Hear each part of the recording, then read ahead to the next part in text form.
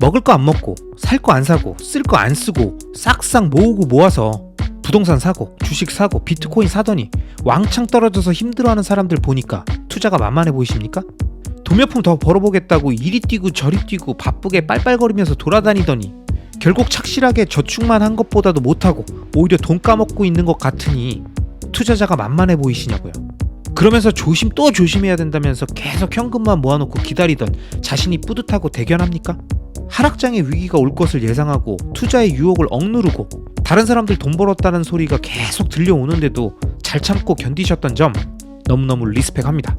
하지만 그런 인내의 기간 동안 돈이 쌓일 때 그 돈을 어떻게 활용할지에 대한 공부와 실전 투자를 위한 노력을 하나도 하지 않은 분이라면 자신에게 유리한 현재 구간만 교묘하게 잘라내서 자본주의의 역사에서 계속 반복됐고 앞으로도 또 일어날 급격한 자산시장의 상승을 애써 가리고 부정하는 일명 앞만 보고 달리도록 만들어진 가림막 쳐진 경주마의 함정에 빠질 수도 있습니다.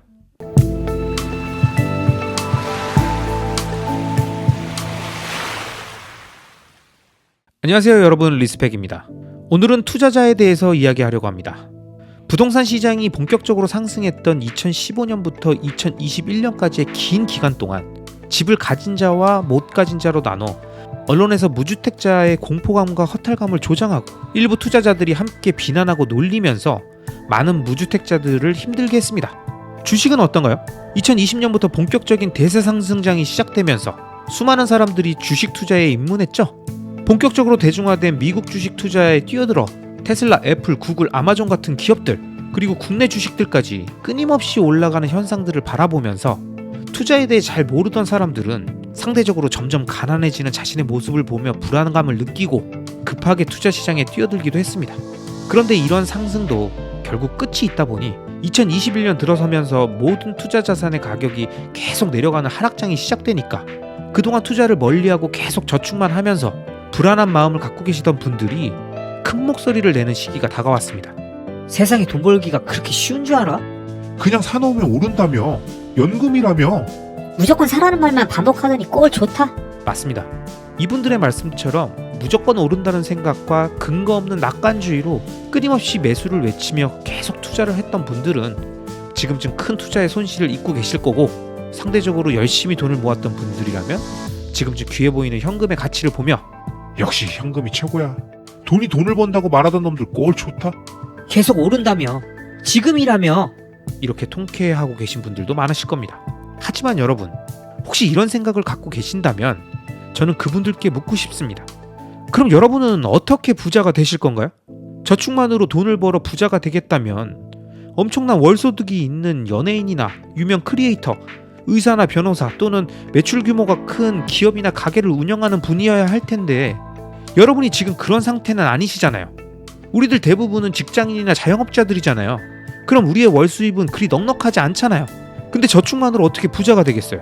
그걸 잘 알고 있으니 많은 사람들이 투자를 시작했고, 투자의 세계에는 뜨거운 여름이 있듯 매서운 겨울도 다가오는 거고, 그 겨울을 잘 견디면 또다시 따뜻한 봄이 찾아오며 다시 한번 자신의 자산을 크게 성장시킬 기회가 오는 건데, 겨울에 투자를 처음 시작했거나 겨울이 올 게 뻔한데 그곳에 있었다고 말하면서 투자자들이 우습고 미련해 보이고 멍청해 보이는 건가요?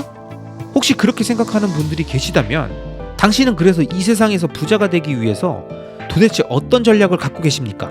당신의 계획이 도대체 뭡니까?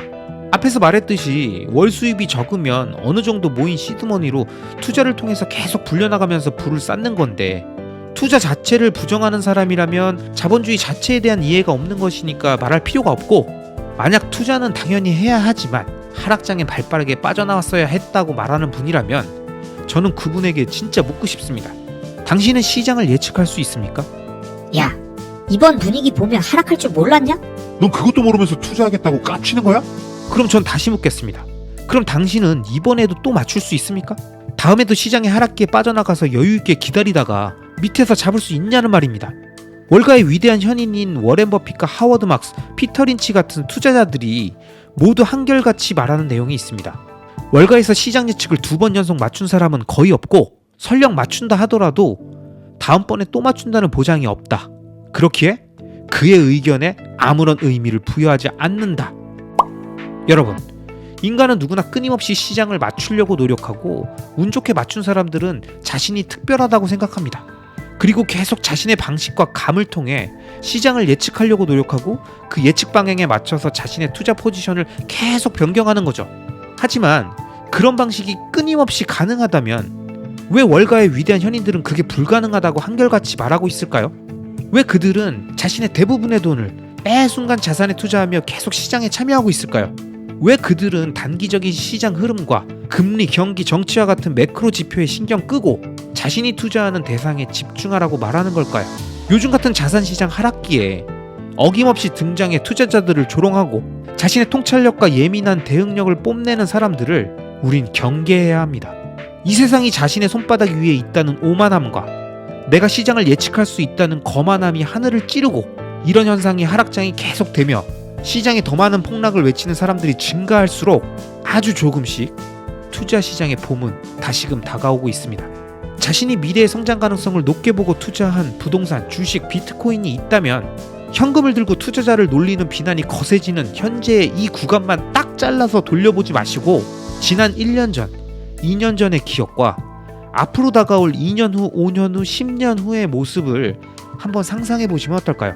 장기적으로 우상향하는 좋은 자산을 들고 매 순간 시장에 참여해 있는 장기 투자자라면 먼 훗날 자신의 전체 투자 기간 중 어느 순간만 딱 잘라서 확인하더라도 성공과 환희의 순간이 훨씬 더 많은 구조라는 걸 지금 힘들고 지친 모든 투자자들에게 다시 한번 말씀드립니다. 지금의 고통? 다 지나갑니다. 우리가 뭐 투자 어려운 거 모르던 거 아니잖아요. 할 수 있습니다.